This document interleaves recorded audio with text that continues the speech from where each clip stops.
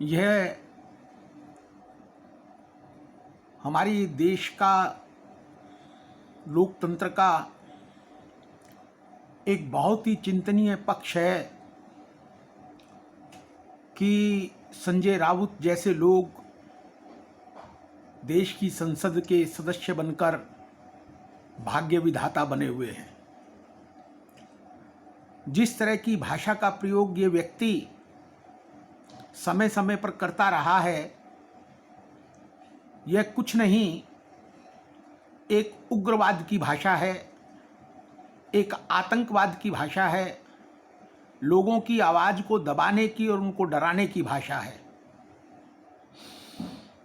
आदतन शिवसेना की राजनीतिक फिलॉसफी यही है कि लोगों को डराओ, लोगों को धमकाओ, कानून की धज्जियां उड़ाओ और इस प्रकार का चेहरा लेकर वे सत्ता के गलियारों में मजे करना चाहते हैं। यह पहली बार नहीं हुआ है। लोकतंत्र के अंदर मतभेद रखने की मौलिक आज़ादी है। लोकतंत्र के अंदर अपनी बात को कहने का मौलिक अधिकार है और यह अधिकार हमको संजय राउत से नहीं मिला, यह अधिकार हमको शिवसेना से नहीं मिला, यह अधिकार उन हजारों हजारों स्वतंत्रता सेनानियों के बलिदान से मिला है जिन्होंने इस देश की स्वतंत्रता के लिए अपना सब कुछ न्यौछावर किया। और उन बाबा साहब अंबेडकर की देन है जिन्होंने अपने साथियों के साथ मिलकर इस देश के संविधान को इस प्रकार से लिखा कि जहां पर व्यक्ति व्यक्ति के बीच में अभिव्यक्ति के नाम पर, उसके रहने के अधिकार पर, उसके खाने के अधिकार पर, उसके धर्म की आराधना करने के आधार पर फर्क नहीं किया जा सकता। तो ये संजय राउत जी कौन होते हैं? ये कुछ ऐसे लोग हैं जब इनके ऊपर आती है तो ये स्वघोषित किसी प्रदेश के या देश का, किसी प्रदेश का या देश का अपने को विकल्प मान लेते हैं। यह अधिकार किसने दिया कि आप महाराष्ट्र हो? ये कौन सी किताब में लिखा है कि Sanjay Raut is equal to Mumbai और Mumbai is equal to Sanjay Raut, या Maharashtra is equal to Shiv Sena और Shiv Sena is equal to Maharashtra? केवल अपने स्वार्थ के लिए तुम महाराष्ट्र की और मुंबई का लबादा ओढ़कर कुछ लोगों की आवाज़ को दबाना चाहते हो। आज से कुछ साल पहले जब हमारे जैन धर्म के सर्वाधिक पवित्र समारोह, पवित्र पर्व पर्यूषण महापर्व पर महाराष्ट्र के अंदर मुंबई नगर पालिका ने कुछ दिन के लिए बूचड़खाने बंद करने की और पशु हत्या को बंद करने की मांग का समर्थन करते हुए आदेश पारित किया था, तब ये ही पागल, सत्ता के जुनून में डूबे हुए लोग, इन लोगों ने जैन समाज के साथ भी इसी प्रकार का व्यवहार किया था। ये हमारे जैन मुनियों के सामने और जैन मंदिरों के सामने मुर्गे, मछली और दूसरे गैर शाकाहार वस्तुएं लेकर खड़े हो गए थे। इन्होंने इन चीज़ों से प्रदर्शन किया था। उस समय हमारी माताएं और बहनें अपनी अपनी सोसाइटी से निकलकर मंदिर में जाने में कितनी दिक्कतें महसूस कर रही थी। और उसी समय इनके बड़बोले नेता ने कहा था कि यदि जैन के पीछे हम पड़ गए तो जैन डिसाइड कर लें कि वो कहाँ जाकर रहेंगे, मुसलमान तो फिर भी पाकिस्तान जाकर रह लेंगे। यह उग्रवाद की भाषा थी इन लोगों की। ऐसे ही जब हमारे मुंबई में एक मंदिर के 100 वर्ष पूरे हुए और उस 100 वर्ष पूरे होने की खुशी में हमने अपने सारे जैन समाज को एकत्रित किया, जैन मंदिरों के अंदर प्रभावनाएं बांटी, उस समय भी ये लोग ब्लैकमेलिंग के इसी धंधे में आए थे। और उस समय भी संजय राउत ने यही कहा था और इनके दूसरे लोगों ने यही कहा था कि ये सब कुछ जो हो रहा है ये मुंबई में सहन नहीं किया जाएगा। यानी किसी को खाना खिलाना भी सहन नहीं किया जाएगा, अपनी खुशी का इजहार करना भी सहन नहीं किया जाएगा। तो सही प्रश्न किया है कंगना ने, और सही प्रश्न किया है देश के सही सोच के लोगों ने कि मुंबई तुम्हारी बपोती नहीं है। तुमने मुंबई के लिए, महाराष्ट्र के लिए ऐसा कुछ नहीं किया है जिसको लेकर आप ये अधिकार जता सकें कि मुंबई में कौन रहेगा उसका फैसला आप करोगे और महाराष्ट्र में कौन रहेगा उसका फैसला आप करोगे।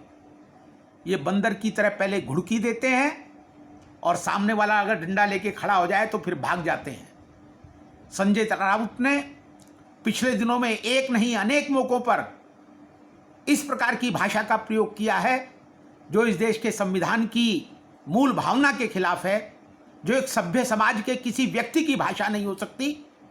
स्वतः ही संविधान के अंतर्गत, कानून के अंतर्गत इस व्यक्ति के ऊपर कानूनी कार्रवाई होनी चाहिए, इस व्यक्ति की भाषा पर लगाम लगनी चाहिए।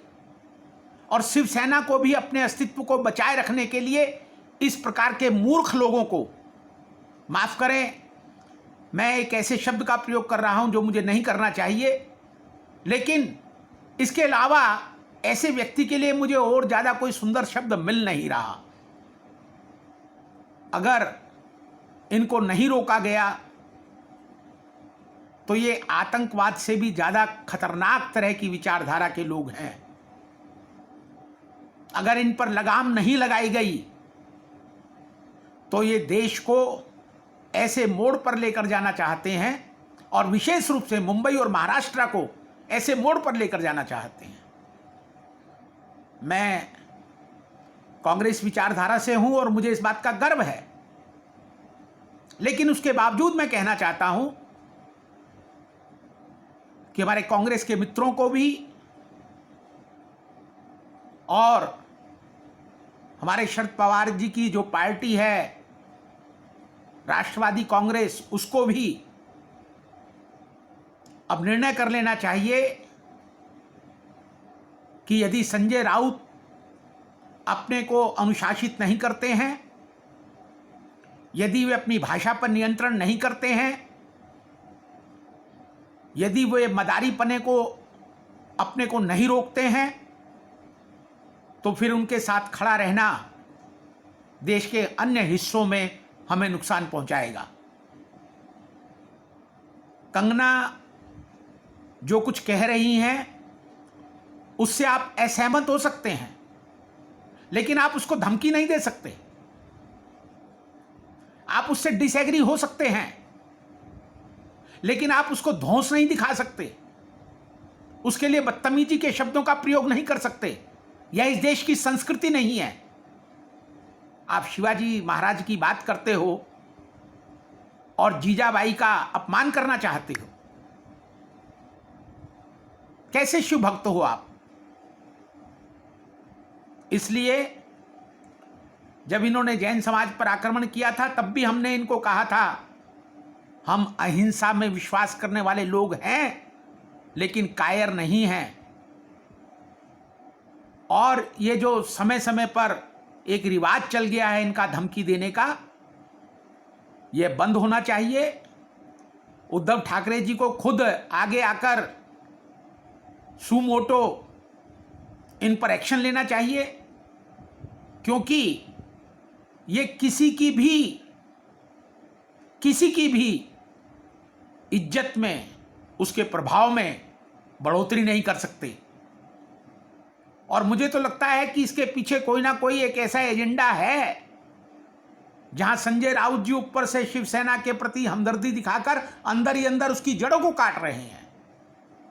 संजय राउत जी के ये बयान यदि सबसे ज्यादा नुकसान किसी को पहुंचा रहे हैं या पहुंचाएंगे तो वो शिवसेना को ही पहुंचाएंगे। मुझे तो लगता है कि घर का भेदी है। मुझे तो लगता है कि यह एक सोची समझी नीति के अंतर्गत अपनी ही पार्टी से और अपनी पार्टी के नेताओं से बदला ले रहा है। मैं संजय राउत जी के इस प्रकार के धमकी भरे बयानों की निंदा करता हूं और कंगना जी के बोलने के अधिकार का समर्थन करता हूं।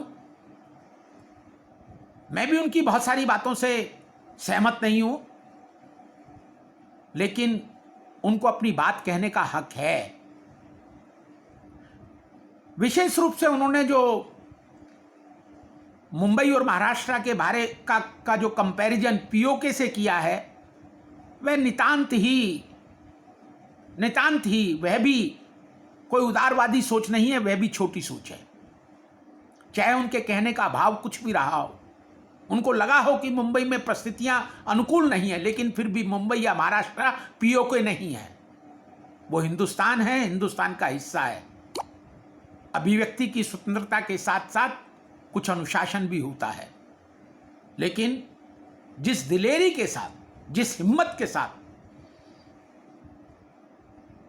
बॉलीवुड में फैली हुई कुरीतियों के खिलाफ, बॉलीवुड में फैले हुए भ्रष्टाचार के खिलाफ, बॉलीवुड में फैली हुई अनैतिकता के खिलाफ उन्होंने आवाज उठाई है, वह आवाज काबिले तारीफ है। सबको पार्टी पॉलिटिक्स से ऊपर होकर ऐसे मुद्दों पर एक राष्ट्रीय सहमति बननी चाहिए, और जो भी व्यक्ति इसमें अभी अपनी अभिव्यक्ति करता है, हमें सबको उसके साथ खड़ा होना चाहिए। मेरा निवेदन है शिवसेना के नेताओं से कि वे संजय राउत जी को अनुशासित करें, और इसलिए ना करें कि कोई उनसे डरता है, अपितु अपनी पार्टी के हित में, अपनी इज्जत के लिए, अपने प्रभाव के लिए उनको अनुशासित करें। और संजय राउत जी को पूरे राष्ट्र से बेशर्त तुरंत क्षमा मांगनी चाहिए, और ये कहना चाहिए कि आगे से या तो वो चुप रहेंगे, और बोलेंगे तो सेंसिबल बोलेंगे, एक सभ्य व्यक्ति की भाषा बोलेंगे।